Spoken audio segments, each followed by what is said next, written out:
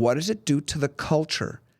The acceptance of the principle of IVF logically follows that you can't avoid people becoming property, babies with barcodes. You can't avoid people dying.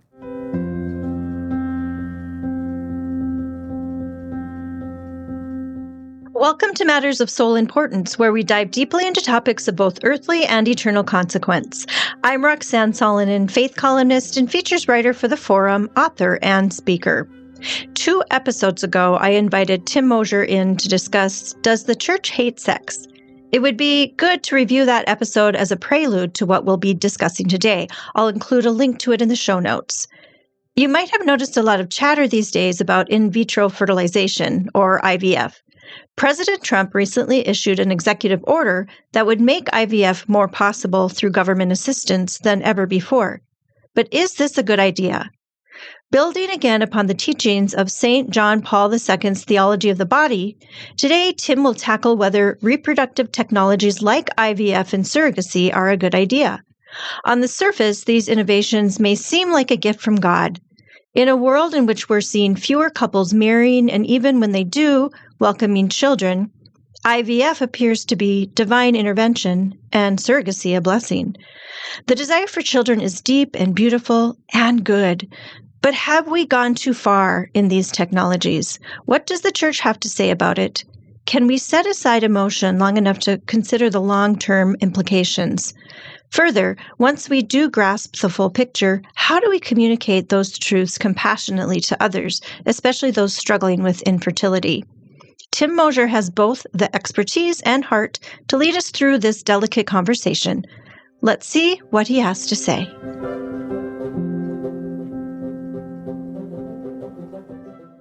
Well, welcome back, Tim, to Matters of Soul Importance. It's good to have you in the hot seat again. Thanks, Roxanne. I love it. My rear end's feeling a little hot, but that's okay. We'll make it through. It's spring. We had a great conversation a couple weeks ago, and now we're back.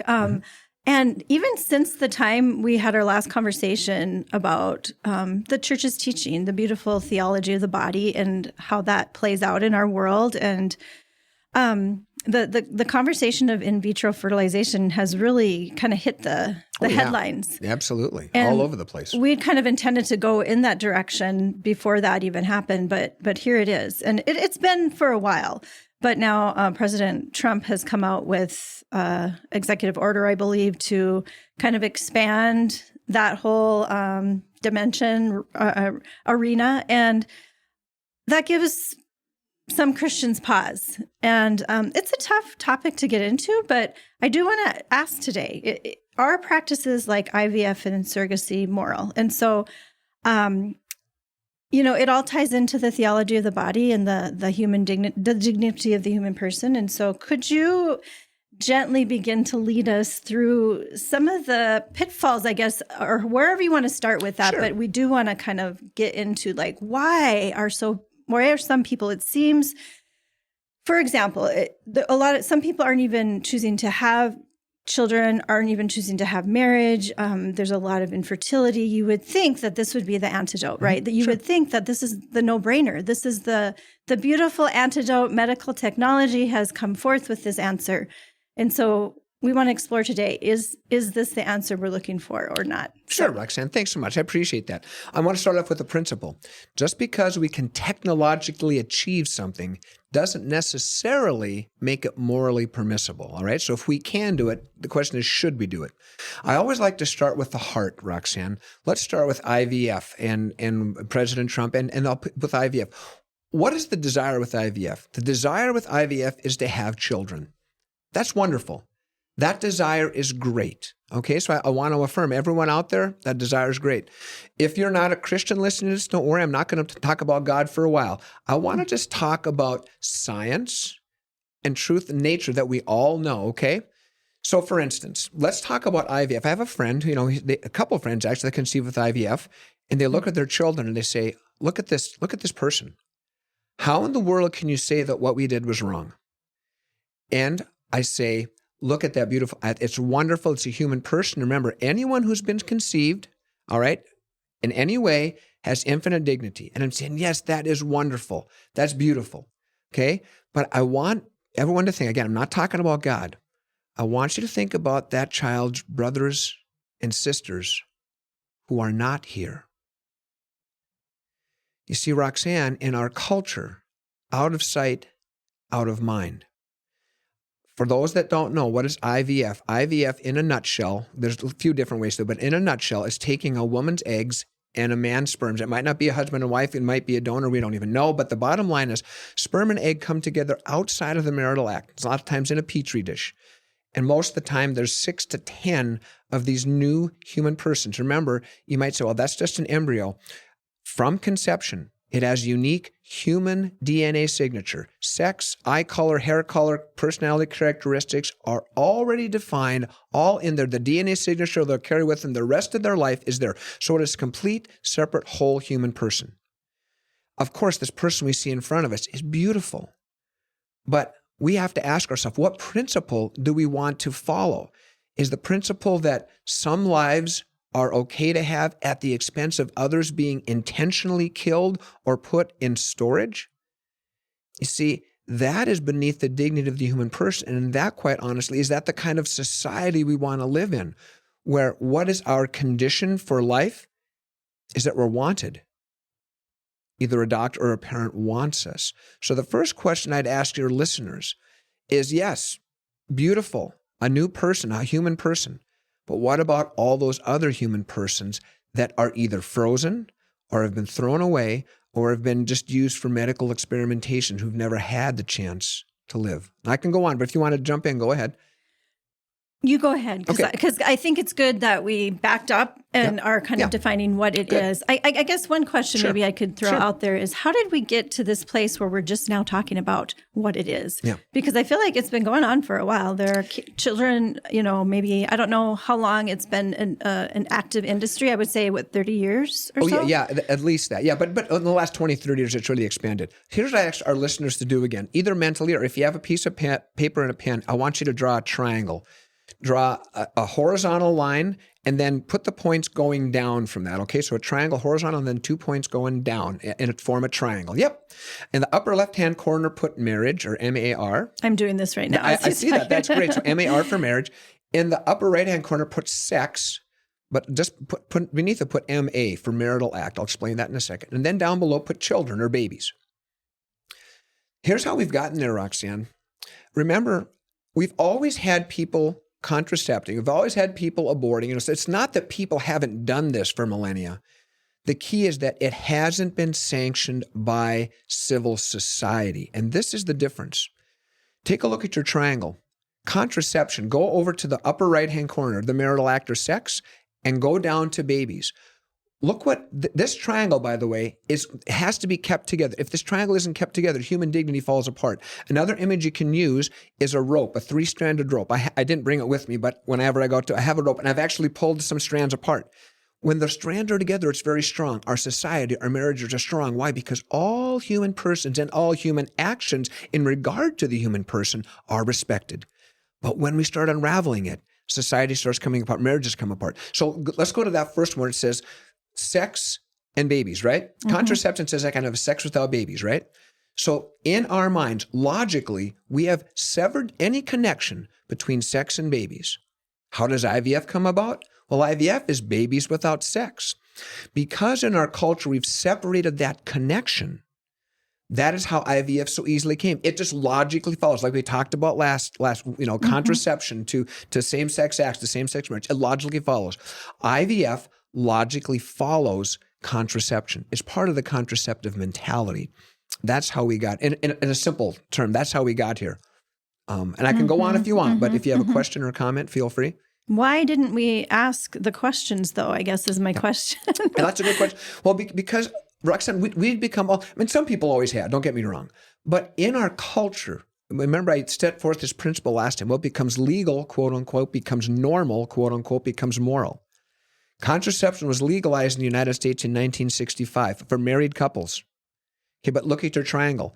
1965 separated the sex and babies thing, didn't it? Mm-hmm. 7 years later, in 1972, contraception was legalized for unmarried couples. Go up to the top horizontal bar. That's now separating marriage and sex, you see? Mm-hmm. And now marriage and babies, well, guess what? Yeah, we have homosexual marriage, so quote unquote, it's legal. And so we've separated that. So you see what happened. The reason we didn't see it because we become numb to it. Remember the frog and the hot water trick, right? If you put a frog in warm water, it'll stay there and happily boil to death. I don't even know if that's true or not, but it's a good analogy, right? But if you throw a frog into boiling water, they'll jump out. So if we were to come, if someone who was from another world came and looked at our stuff, right? They looked at the nature of the human person. They said, okay, we have two separate. We have a male and a female, yeah, and they have to come together in an act in order to get married. That's their nature. That's not, notice, I haven't mentioned God once, and I won't mention God for a while, because this is all natural. We know it by human reason. That is, as you said last time, that's the way we get babies, right? And since they are so important, for millennia, marriage has been the nature's and society's accepted way of doing it. Well, when we unravel that, right, what happens? We become numb to it, just like the frog in the water. Well, okay, so what happened in 1965? Well, we separated sex from babies. Well, okay, there was kind of an outcry, but not really, and we got used to it. It got normalized, right? Well, now, contraception and without marriage in 1972, well, it got normalized. So that's what's happened. If we took a snapshot right now, Roxanne, and people sat back and thought, they go, what in the world is happening? But when we're in that stream where things happen just slowly and we put a little thing, but we just go on with our lives, that's why it's happened. But there are a couple things. So for instance, look what happened about a year ago in Alabama, right? The Alabama Supreme Court said, wait a minute, it's talking about IVF now. These are human persons. And they're right. If scientifically, I haven't talked about God, not going to talk about God yet. They are a separate, unique, whole human person. So they said, wait a minute, they must be treated as a human person. They must have life rights. Well, of course, that put the IVF industry into a frenzy, right? What happened? Well, even Alabama, which is strongly a Bible Belt state, right? They said, well, we need to make an exception for IVF. If it's for an IVF treatment, it's okay. Wait a minute, what principle is that putting forth? I'm big on principles, Roxanne. It's putting about a principle that, again, some human beings who are wanted get to live, those are unwanted. Well, Roxanne, if we extend that, look what happens. Wars, genocides, these are unwanted people for some reason, right? They're deemed unwanted, undesirable, not worthy of life, right? Whatever it is. That's the principle that we're putting forth. Now, let me go back to the beginning, the desire. The desire for these human beings is good. But when we accept the logical principles that IVF brings, and I haven't talked about the big three yet, but we will. This is what happens. That's how we didn't see it. There was a little bit of a, what do they call it? The mina bird, the bird in the mine, right? That says, okay, look out, the bad gas is coming, right? We can't smell it yet. But we weren't listened to. And so this is why we're where we are. So what do you think we need to do right now? As far as I feel like for me, it's always slow things down. Let's have a conversation. And to be honest, I know that despite a lot of people not appreciating Trump, our president, half the country is in in that camp. And to be honest, as a Catholic Christian, this was something I wasn't on board with either with him. And when I saw that he, went through with it, it was disturbing to me.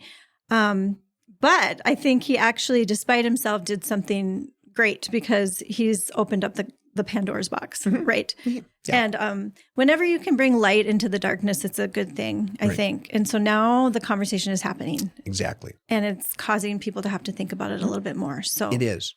What would you say well, you've already kind of addressed maybe the parents who have IVF children. And I don't want to, that sounds so clinical or whatever, but children who were conceived through in vitro fertilization. What about people that, because like you said, those individuals are unrepeatable, unique, irreplaceable. People. Yes. Yep. And we're not scrutinizing that. There's no question there in our minds, but it's more about the future, right? Than the past. Okay, maybe we sped through this a little bit too quickly.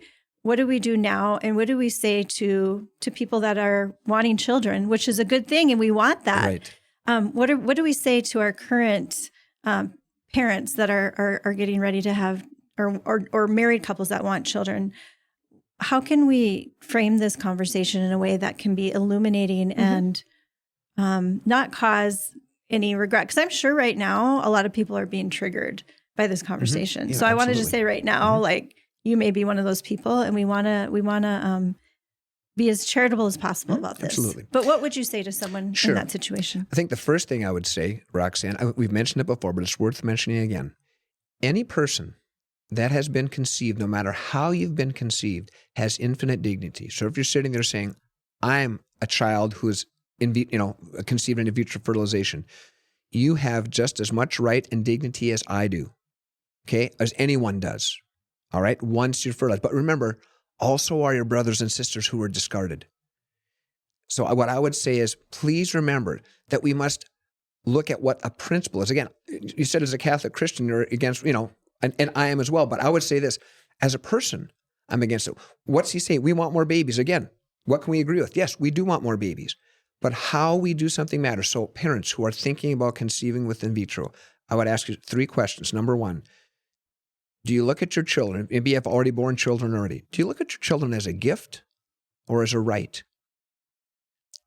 Is a child something that is owed to you? Is a child something that is owed to a married couple?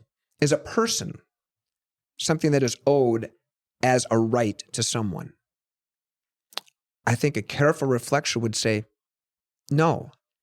Because what principle do we set? Then somehow we can be in total control and own another person. Is that the principle that we want to have in our society? I understand your desires. My wife and I, we conceive. We have 2 miscarriages, right? And we have no live births. We adopted a child. We know the pain, as you do, Roxanne, of miscarriage. And why is it so painful? Because that's a human person, right? A gift from God that He's in His wisdom has taken away. Okay, but you see, even without going to God, the first principle is we look at all human life. Okay, is it a gift or a right? The second thing I would say, what does this then do to the society? What does this principle move forward in society? You see, this principle says that we can say that because we want someone, either a doctor chooses someone or we choose someone. Remember, with all this, let's say we have 10 embryos, right? And the doctor's going to implant 2. Let me give you an example. This is a very good video that I would ask our listeners to go to. And I don't know if you've seen it, Roxanne. I showed it when I taught at Shanley last week. It's two gay men who are getting fertilized in surrogacy, right? And it doesn't really matter that they're gay men, quite honestly, but that's what the video is. So if you're searching, it's 2 gay men. Just search babies have barcodes. Okay. Here's and you'll put see. it in the show notes. Yeah, babies have barcodes. So here's what happens. So it is, I guess he's a famous YouTuber. I don't really know. But then it's 2 guys who are, I think, civilly married.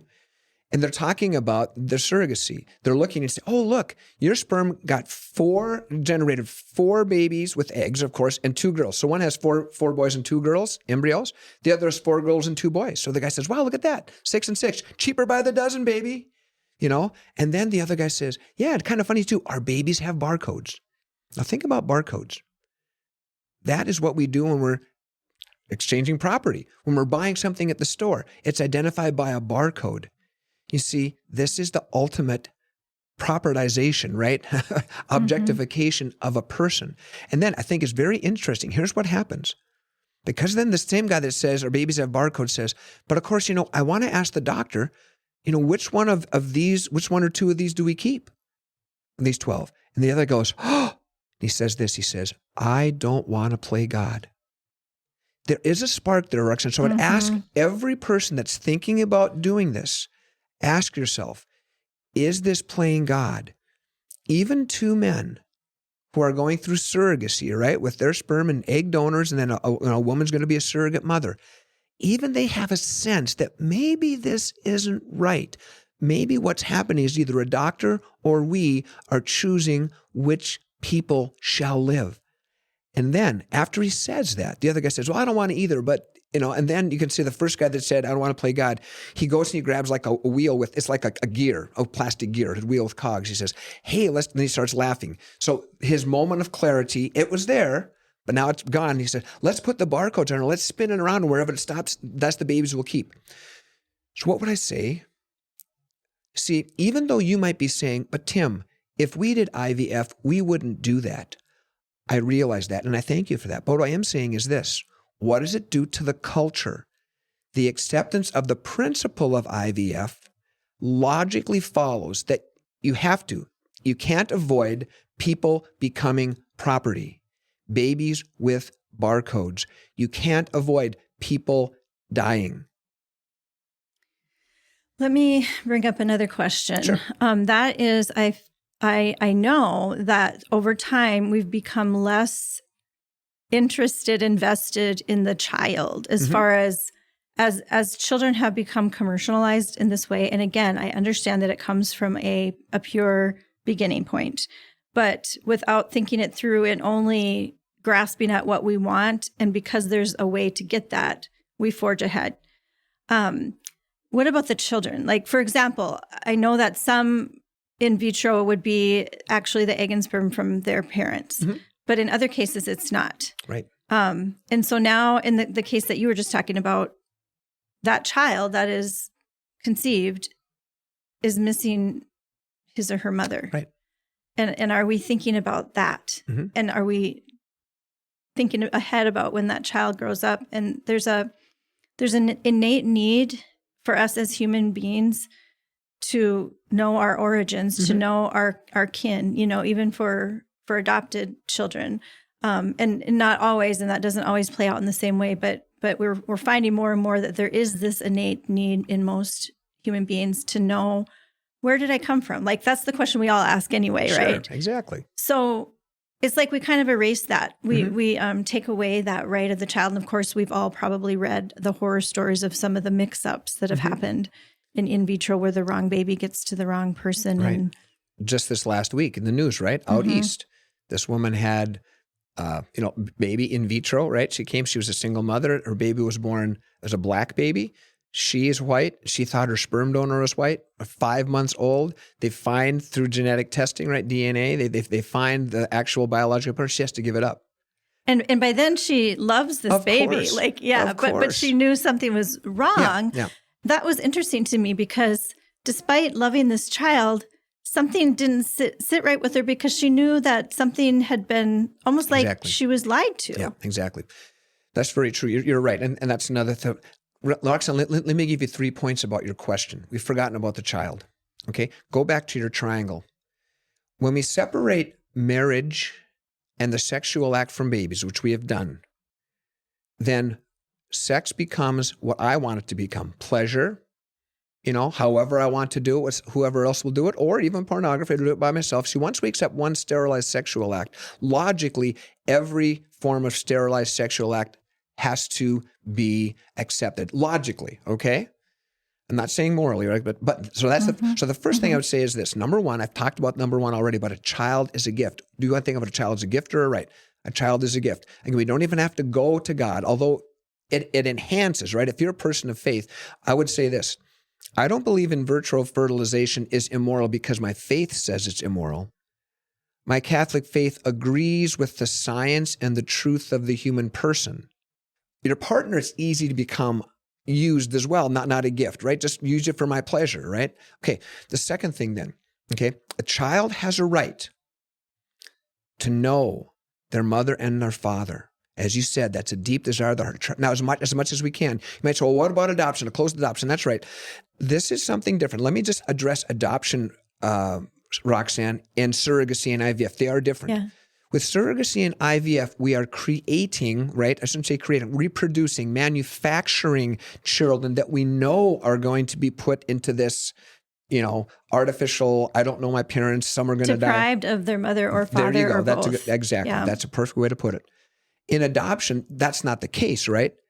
Something has happened, so it's not best for the child to be with who they're with. And so that's a loving act then to adopt that child, right? So that you can give it the best best home possible. So see, it's different. Right. And the way I've heard it is intentionally deprived. Exactly. And this child wasn't intentionally deprived. In fact, they've already experienced one loss. Exactly. And now another loss so yeah.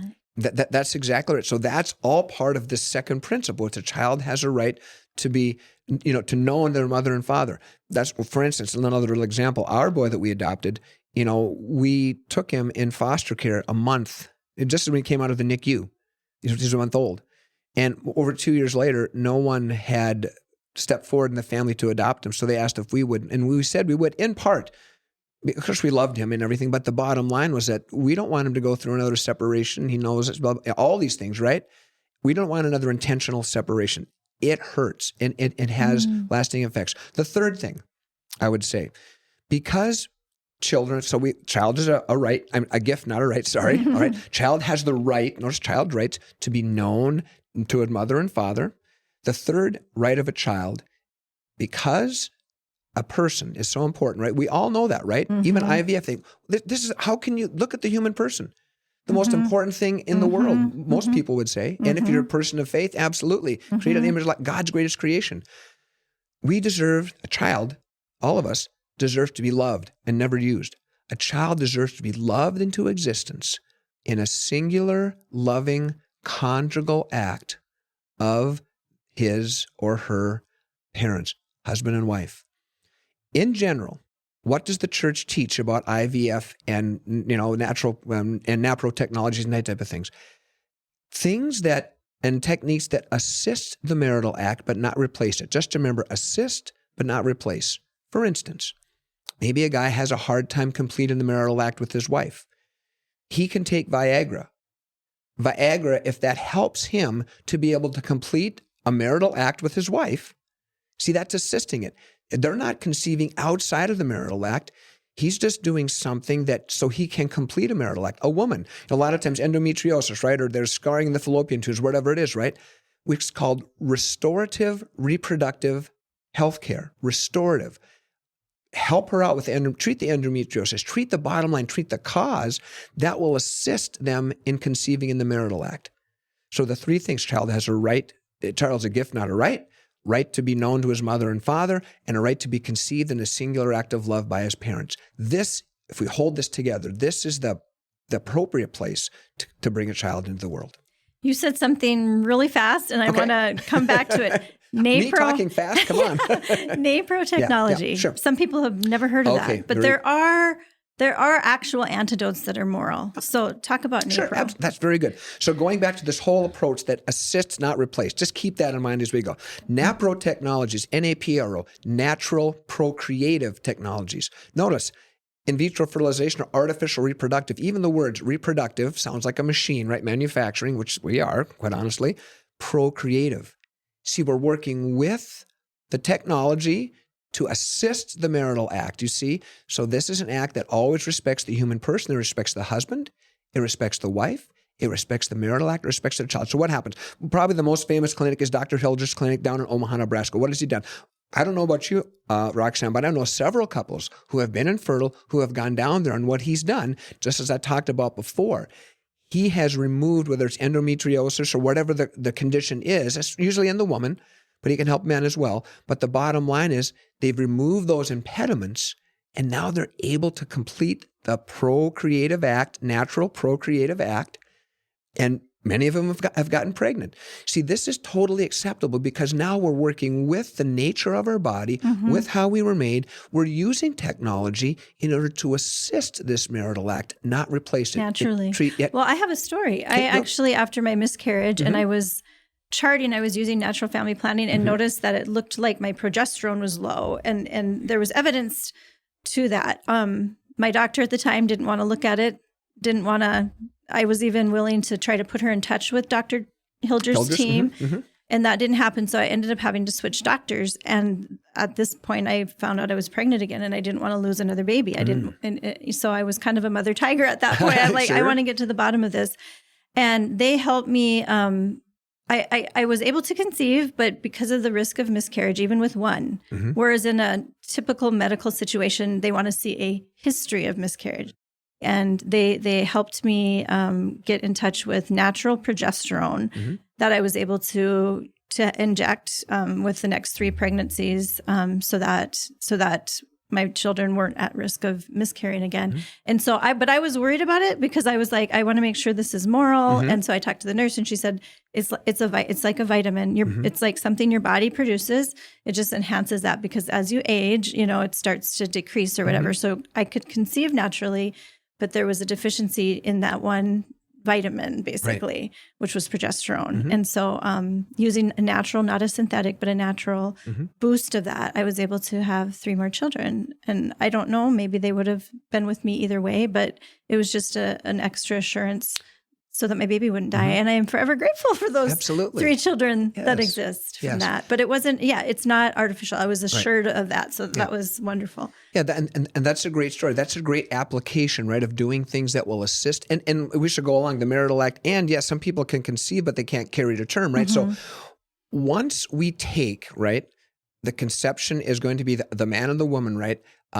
In a single marital act. By the way, let me just say at this point, because someone might be saying, yeah, but Catholic Church, you even say that, between a husband and wife, right? It's still wrong, sperm and egg. That's right, because you're taking, even though it's a husband and the wife, and they're going to, have a child that's their own genes, because it's not conceived in a singular act of love, you're replacing the marital act, right? Not assisting it. That is why I wouldn't say the church says it's wrong. That is not loving. That is not conceiving a person in a loving act, which is the appropriate place to conceive a person. So yes, the church would be against that as well. So that's a great example, Roxanne, of how we're using something to assist, not replace the marital act. Right. There's one more, since we're on the topic of morality and immorality. Sure, yeah. I don't think everyone thinks about this, but to get to the point, like, let's go back to in vitro, and what you just said, separating the act, right? Right. There's something that the man has to do in order to get that sperm. Sure. Yeah. So the way that's generally, even if it's a husband and wife, the man will masturbate typically. Typically, they just give him some porn and he goes in and masturbates into a cup. I don't think people think about that. Yeah, maybe. Exactly. No, that's and true. Maybe a lot of people don't think that's a big deal, but that's kind of a big deal. Yeah. Yeah. We'll even think, if you're like a fan of traditional marriage, right? We take marriage vows to be totally faithful. If I'm looking at pornography and masturbating, and quite honestly, even if my wife masturbates, I mean, the thing is, it's not a loving act. And you're kind of wincing. Yeah, exactly. I mean, we just think, okay, there's something not quite right with this. What do they do with the women? Well, she's given injections, right, so that she'll produce probably 6 to 10 eggs, and then they put a catheter in, and then they just, suction out those eggs, right? So there's her eggs, his sperm, and then, like I said, they throw it together in a petri dish. Usually, that there's other ways you can do it. So other things that they can do, let me just kind of briefly tell you about that. So for instance, some people might say, well, you know what? We only had 3 and we implanted all 3. Okay, great. That means you're not killing babies. But again, it was conceived outside of the marital act. Plus, for instance, Germany and Italy. You asked about United States. The United States, quite honestly, is the Wild West of IVF. In Germany and Italy, you're only allowed a maximum of 3 embryos, okay? So, better in a sense, however, and they all have to be implanted right away. Okay, fine. But unless you want triplets, and a lot of people don't, they'll go in and they'll list, again, it's called selective reduction. So which ones do you think? So again, some doctors are saying, oh, well, we'll eliminate this one. So it's still an early abortion. Okay, better from the fact that we don't have frozen embryos, we don't have embryos discarded, but we're still not treating a human person as person, either by the act, how we got there, or by eliminating some of these, right?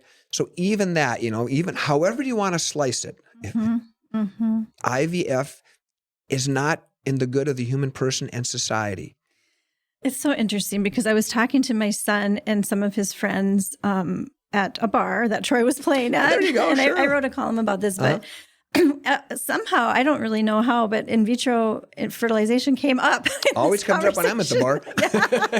And this one young man that I was just being introduced to, we were having an engaging discussion. And when that came up, I just said, but IVF is immoral. And he said, what are you talking about? And so I was having a hard time explaining it, especially in that context. I just didn't have I don't know, there was a lot going on. And, but he said, I don't really understand, but something about it does seem not quite right. So I just wanted to freeze that moment. I think what you're saying is any human being, there's something not quite right about it. And I've seen some chatter on X from people that maybe don't know the full-blown explanation of it, that they're saying there is something that seems a little off about having a child, conceiving a child in a petri dish. And even thinking back to that masturbation aspect of it, thinking about, obviously not all children are conceived in a loving embrace as much as that's the ideal, right? Right. But to think of like, my dad was looking at a whatever, Right. I mean, if you really kind of look down the pipe at that, there's a lot of issues from the very beginning. Mm-hmm. Now, there's a whole other thing, and this is the money that is to be Sure. made from this industry. Yeah. I don't know what you know about that, but I mean, I think it's fair to bring it up too. This is Sure. a huge, like, $1-billion industry. It is exactly, Roxanne. And when I looked at some numbers and I see different, but the bottom line is, what do they call it? One treatment, if you will, right? Harvesting the eggs and putting them together can cost anywhere from $20,000 to $30,000 to $40,000. And there's no guarantee, of course, that you will conceive it. By the way, just so you know, not that this adds to the morality, but in IVF, there are higher chances, birth defects, higher chances of difficulties in pregnancy than just in your average normal procreation. Something's not quite right. But yes, it is a huge cost, huge moneymaker. So think about this. For instance, if we now in the United States are going to say insurance companies have to pay for this, for instance, okay, either the government's going to pay for it or the insurance companies. So let's go to the government. They're using money. Okay, let's talk about insurance companies. Remember back in 2012, the HHS mandate that the Little Sisters of the Poor had to have contraceptive coverage in their insurance. Okay, what does it do? Two things. It costs more, of course, right? Because it costs contraception. Not nearly as much as IVF. This is going to be huge, right? Mm-hmm. But the second thing is it's against their morals, right? It's against their religion. Again, I would like to frame it this way. It's against the dignity of the human person and a society. And that's why the church says it's just agreeing with the objective truth of what it's doing to people. Okay, does that make sense? Mm-hmm. So if this happens and insurance companies have to pay for it, just like contraception, with this, there'll be, I don't know if it'll for sure be mandated, but there'll be a huge push for it to be mandated. Why? Go back to your triangle. We've separated sex from babies from sex. All right? It's a right, not a gift. And so we have to do this. Well, guess what? People now are going to be saying, wait a minute, just like they did with the contraception. This is against the human person, marriage, the child. It's against my morals. I can't be forced to do this. There will be a big fight if it comes to this, Roxanne. And there should be. Absolutely. We should be stepping into that fight valiantly, confidently, but there's a lot of people that aren't here yet. What would you say to someone who is approaching this? Maybe they have a child that was conceived this way, and they're starting to look at it differently and start to maybe not regret their child, but wish they would have looked into it a little bit more. What would you say to them, the people that are just discovering it? That's a great question, Roxanne. Number one, I would say this. Love all the people who are already born in your life. Love your spouse. Love whatever children you have, your family. Remember, anyone who's been conceived and, of course, born has infinite dignity. They need to know that they are loved. If you conceive this child, I mean, if they're a teenager, they probably are starting, wait a minute, okay, I wasn't conceived this way, and they might have questions. So take care of them, love them, okay? Now, as far as where do we go from here? We can't do the past, but I would say this. We learn from the past, we prepare for the future, but we live in the present. So if you say, yes, you know what we did? As I said, started off the show with, we have one or two, whatever, how many live children we have. They say, I can't imagine life without them. Beautiful, love them. Absolutely. But what about their 5, 6, 7 siblings? You and your spouse, again, if you did it this way, just you and your spouse say, you know what? It's okay to grieve that.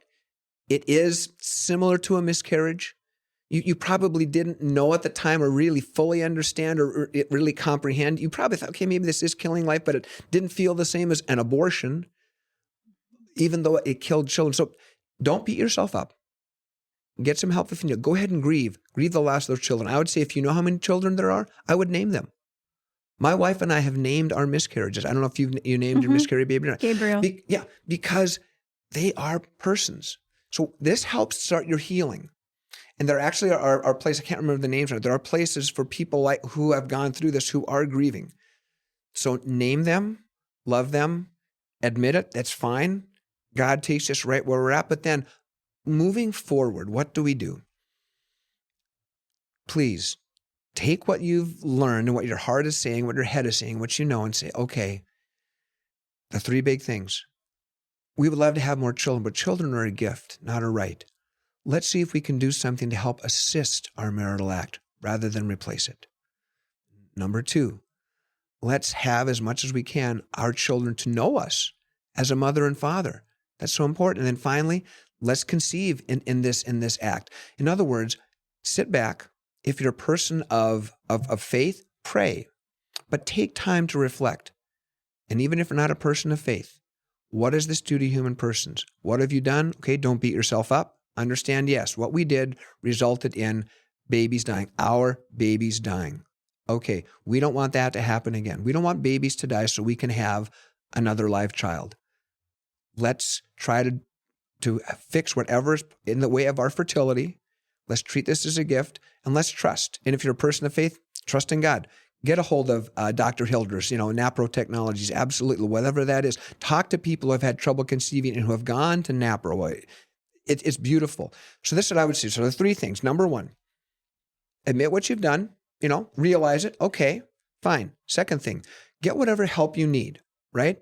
Understand, maybe it's a support group, maybe it's just talking with your husband, whatever it is, right? And then three, making sure you're loving all the people who are already born, and just make a commitment from this day forward that we're going to love all people in a loving act, and we're going to trust, especially if you're a Christian, we're going to trust in God. That's what I would say. I have a question that some have brought up of, well, okay, this isn't a perfect scenario. Now we have these embryos that are frozen or whatever. Mm-hmm. But then let's just adopt them out and then we can solve this. It's an interesting dilemma. And I think, as someone who's been praying on the sidewalk for many years of the abortion facility, so many times I've thought we have this infertility that's growing. We have these women going to dispose and have their children killed every week here in our area. It seems like we have the answer in front of us if we could just love these women into life. And then the people that are desiring children and can accommodate that at that time, we have the answer right there, but instead we're going in this other direction. Mm-hmm. Like we have the answer, here's this, here's that, and then we're going over here. Right. It's so true. And I think what you're comparing here is let's compare IVF with adoption. All right. We've talked about it before, but quickly just to remember, IVF is intentionally separating, right, the marital act and many times the knowing the father and the mother, because you have donors and all this type of thing. It's an intentional creation, manufacturing of children who are some are going to die. We're going to choose who lives, right? They're not going to know their mother or father, a lot of them, and they're not conceived in an act of love.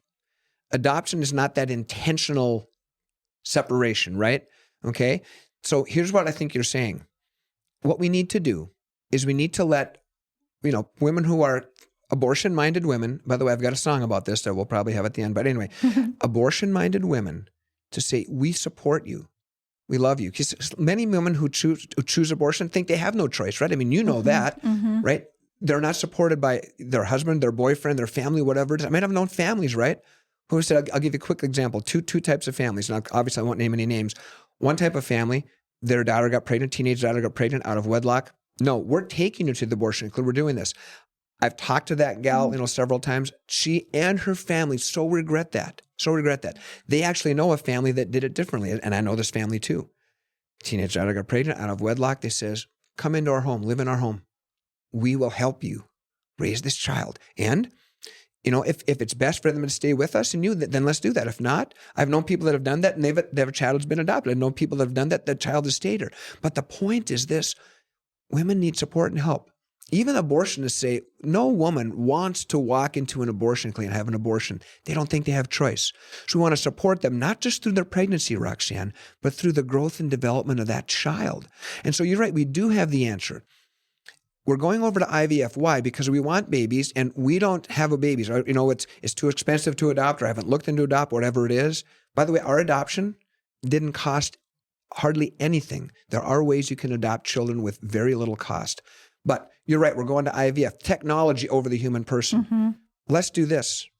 Let's support all unborn and mothers and families, young families. Roxanne, that's what the Walking with Moms in Need initiative by the Catholic Church does. We walk with you through your pregnancy, through your childhood, through families. We give you the help you need. We accompany you. We help you so that you do have a choice. You are supported. That's what we need to do. And if we do that, we're going to love the mother and the child. We're going to love all. Some mothers may choose to keep their child and raise them, and we'll help them that. Some mothers will choose maybe to have the child, but to give them up for adoption, that's fine too. We do have the answer. You talked about the frozen, what about embryo adoption? What the church says, and this is true, I shouldn't say the church says, is take the church out of it. This is an unwinnable moral dilemma. Here's why. Because we've intentionally manufactured lives that don't know a mother or father, or just they don't have anywhere to go. Because they've been intentionally manufactured to either die or sit like this, if we adopt them, that's kind of encouraging this type of thing. So we don't want to do that. At the same time, as I've mentioned, these embryos, right, have full dignity of human persons. So what IVF does, it puts us in an unwinnable moral situation. That's why IVF, again, I'm not saying the church says this, although they do, and the Pope has said it, but even think about from the human person, IVF should stop because it is not treating the parents, the child, the egg donors, the surrogate, whoever it is. No one is treated with the dignity of the human person. And it gives us in an unwinnable situation. Let's focus on what we can do, loving those mothers and those children and those young families, keep them if they can, yes, adopting when they can't. We do have the answer, and the answer is love. Treating every person with love, how they're conceived, how they're brought into existence, and how they're born and how they live. We need to love them all. Sometimes we get off on what that word love means or what compassion is versus false compassion. Yep. So that's a whole other topic, but I want to jump ahead with the time that we have left. Sure. And I want to ask you a question. What would you say to President Trump if he were sitting right here in front of you right now? What would you say to him right now at this time? And again, I actually think it's great that he went here because it has opened up the conversation. You betcha. But now we have to respond. So what would you say to him? Again, I always start with what I can agree with. The first thing I would say is, President Trump, I am so happy that you want us to have more babies. Thank you. I totally agree with that. See, that's something I totally agree with. And I said, I would like to see us have babies in a way that is loving for everyone. Now, I'm not sure how long he'd listen to me, but I would ask him a question. I would ask him to think, right? And this is what I ask him. I like to ask questions. I would say, do you think, first of all, do you know what IVF is? I would try to say it nicely, but if he says, yeah, if he says what it is, he knows what it is, great. I say, is every human person loved then in IVF? Treated as a human birth that has infinite dignity, a child. And again, I'm not sure how long you stay with, but I'd ask that because this is a question that has to be asked. Because clearly in what we're doing with IVF, not every person is. So I would ask him another question. I said, so should it be the case that only people, whether unborn or born, that are wanted are able to live? I would ask him that. You see, again, I'm not sure how long he'd keep me around, but you see, these are questions that we need to ask. Let's just say his advisors. Sure. Yeah. Okay. Sure. People that would actually sit down through the whole thing. Like he needs to be surrounded by people that are advising him on what this actually is. Right. So everything I've talked about before, I would say, right? And then I would say this. Let's go to the cost, right? Because government does policy and government does cost. So I said, could we formulate a policy that respects the dignity of every human person? Remembering, of course, right, that even now our government, right, contraceptive mentality, hook, line, and sinker, they've separated sex from babies. They've separated marriage from sex. They've separated marriage from babies. Okay, understand that. So, but God can do anything, right? But all this there, right, I would say, how about this? To love everyone, can we use this money to and promote through policy and through money? Let's promote restorative, procreative means. Dr. Hildreth, yes. We have the technology and the means to increase our fertility rate. I'm not sure of the percentage, but we certainly do. To have more babies. You want to have more babies? Here's where we can have more babies. And we can love everyone in the process. The husband, the wife, the child, society. We treat everyone as a precious human person, unlike what IVF does. Wouldn't it be beautiful if clinics, or I don't know what the institution is called, but like Dr. Hildreth's, in fact, I hope everyone goes to his website right now. Yes. If he were able to start, I mean, if that were able to be modeled throughout all of the, United States. Exactly. It's there and it's so beautiful. And go ahead. Yeah, no, that's it. I would, and that's great. So again, let's just go even back to the money aspect, right? If we would take even a quarter or half of the money that we're going to put into IVF, somehow, make insurance pay or the government pays, however it is, you and I are going to pay for it, Roxanne, either through our taxes with the government or through our insurance plans. We're going to pay for it. right? Of course, then we have to stand up and say we've been through that. But the bottom line is, if the government will promote the policy and then fund it. I mean, can you imagine Dr. Hilder? He's listening around he's going, yes, yes, yes. And absolutely, we have the technology. This training. There are a few other places around that are doing it too. Gosh, let's have a few in every state. Let's have this restorative, procreative help everywhere. Let's promote it. Let's fund it. This promotes the dignity of every human person, of every marriage. It's beautiful, Roxanne. That's what I would say.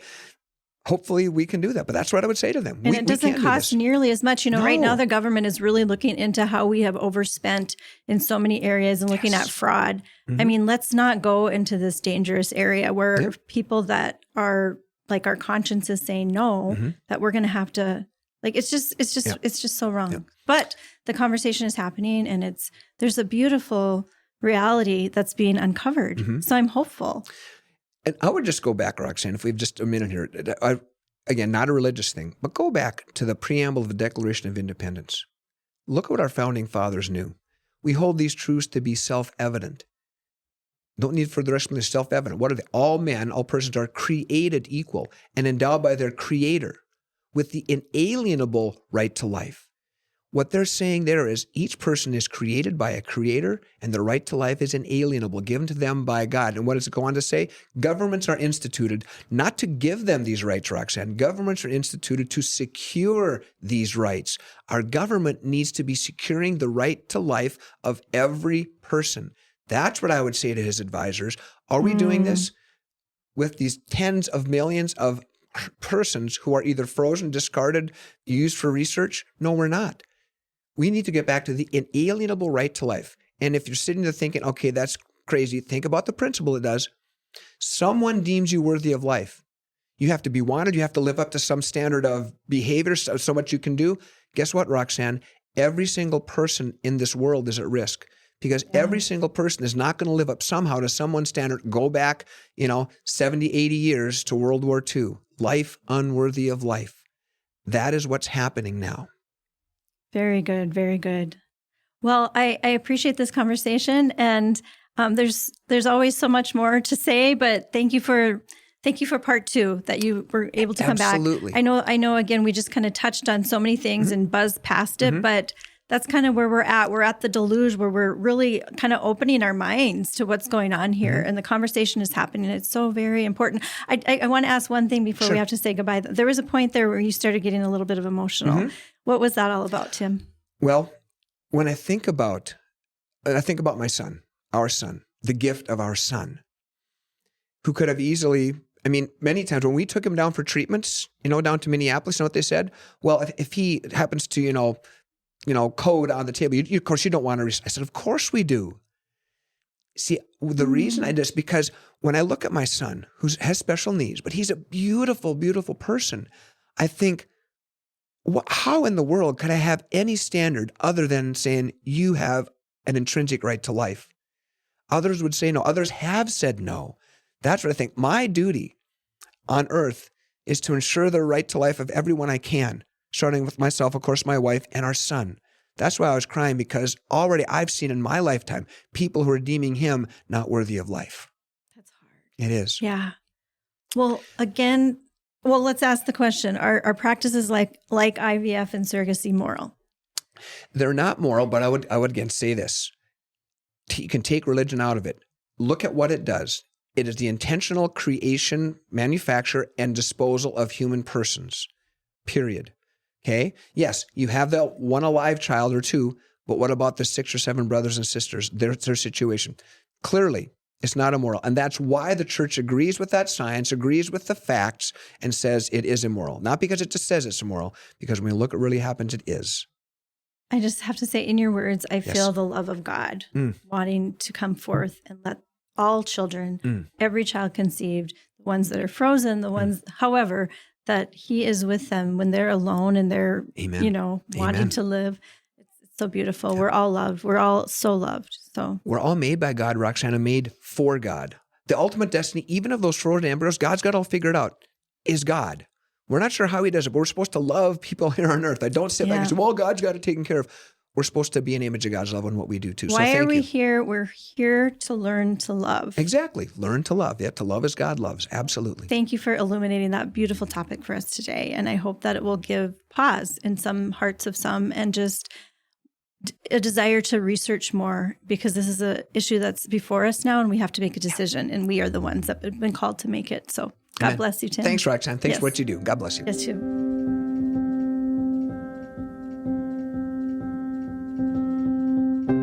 Are practices like IVF and surrogacy moral? Tim says no. And while that might be hard to hear, he's not basing his conclusion on personal opinion. This is what natural law reveals, what logic puts forth, and what the church affirms. It's a tough topic to maneuver, but we must begin somewhere. We've waited too long already to ask the hard questions that beg our thoughtful answers. The alternative is more death, more use, and more destruction. Nevertheless, we were still only able to dip our toes into this very big topic, mainly delving into some of the dangers of in vitro fertilization, barely touching on surrogacy. Both fall into the arena of third-party reproduction. If this is the first time you've really contemplated how these procedures could be harmful, especially when they both aim at bringing new life into the world, I hope that our discussion today has prompted new consideration. The troubled waters of these technologies require an intentional pause, and rest assured, God will not leave us hanging. Moral answers to our greatest desires exist. I hope we can continue to search for them together. I'm going to stop here to let Tim introduce another of his beautiful songs that connect to the topic. I Am Alive, but I do hope you'll come back in a few weeks when we take on Is Music Necessary for Survival? Until then, don't lose sight of the light. This song came to me 2020 during COVID. We were doing talking about the North Dakota March for Life, and because we were going to be the first one. And he was sitting, because we were, of course, all in Zoom, right? Remember 2020? And my son's sitting in my lap, and so we'd just gotten off this call, and for some reason, something went through my mind. I looked at him and says, I am alive. I said, yeah, I'm alive. He's alive. I didn't hear God's voice, but this is what clearly coming to me. He said, I am a person. Yeah, that's right, live, a person. And so to make a long story short, I was just looking at him, and I just took out a pen and paper, and I called my wife and my son. I said, honey, the Holy Spirit sent me a song. Come here. And so basically what it is, that the title of it is, I am alive, I am a person. The idea is this, as we talked about before, every single person who is conceived, no matter how they're conceived, has infinite dignity. They're alive, they're a person, their right to life is given. So this song was specifically about a woman with an ultrasound who wasn't sure whether or not she should abort her child or not. But it fits in very well with IVF, because we understand that IVF many times, right, it's very early abortion, it's killing of an early child. So here's how it starts. It says, it's the cry of the unborn child talking to its mother. So here's how it starts. It says, helpless and alone, I lie in wait. You see my heartbeat, but you hesitate. All I want is love. God sent me from above. Oh, I pray that you will see. So that's the first verse. Basically, it's saying, hey, I'm a person. I can't do anything. I'm totally under, it's up to you, right? I need you to advocate for my right to life. You see my heartbeat. That many times that changes a woman's mind. Sometimes it doesn't. So here's the chorus. This, again, the young baby. I am alive. I am a person. My right to life is freely given from God above, who reigns in heaven, the God of mercy, the God of peace, the God of love. You see, he's crying out to his mom, yes, guess what? I'm not your property. I'm a gift from God above. So the second line, can you feel the rhythm of my dance? Deep within you, take another glance. Look at that ultrasound. As they get old, they're moving around, they're dancing, not just a heartbeat. I've got so much life to live. I've got so much love to give. Won't you please give me a chance?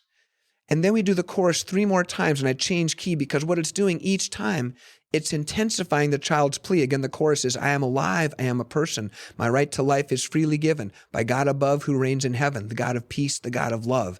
He sings that 3 times. And then he goes on to say, there's a little bridge, I am a person made in love, a precious person from God above. I am an image of God's love. I am a precious child of God. And then the last line, just to close it down, says, I am alive. I am a person. I am a precious child of God. That's the cry of the unborn person, Roxanne, to his mother. But I would suggest to you, this is the cry of every child who has been conceived, no matter how, especially IVF, crying out to their parents or whoever's in control of them, I'm alive, I'm a person, my right to life is freely given. You see, Roxanne, if every life isn't respected in how they're conceived, loved into existence in a singular act of love by husband and father, mother and father known to the child, treating the child as a gift, our big three, everything devolves.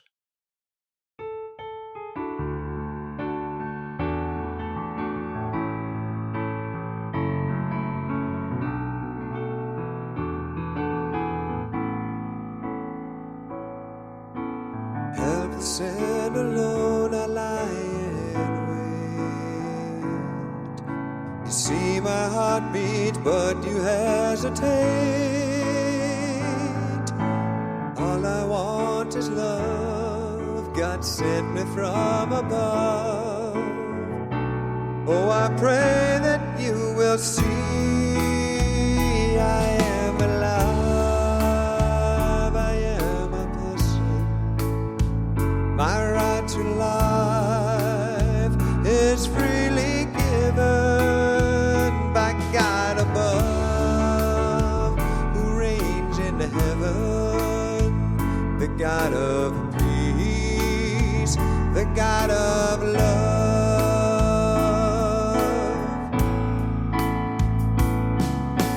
Can you feel the rhythm of my dance? Deep within you, take another glance. I've got so much life to live, I've got so much love to give. Won't you please give me a chance? I am alive, I am a person. My right to life is freely given by God above, who reigns in heaven, the God of peace, the God of love.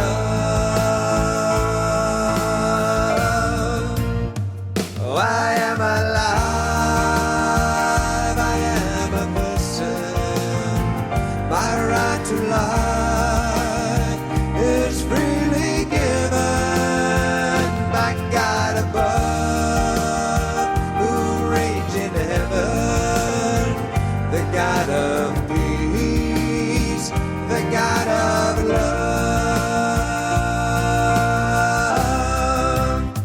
Oh, I am alive,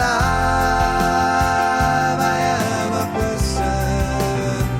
My right to life is freely given by God above, who reigns in heaven, the God of peace, the God of love, the God of peace, the God of love, the God of peace, the God of love. I am a person made in love. My God is mercy, peace, and love. I am a person made in love, a human person from God above. I am an image of God's love. I am a precious child of God.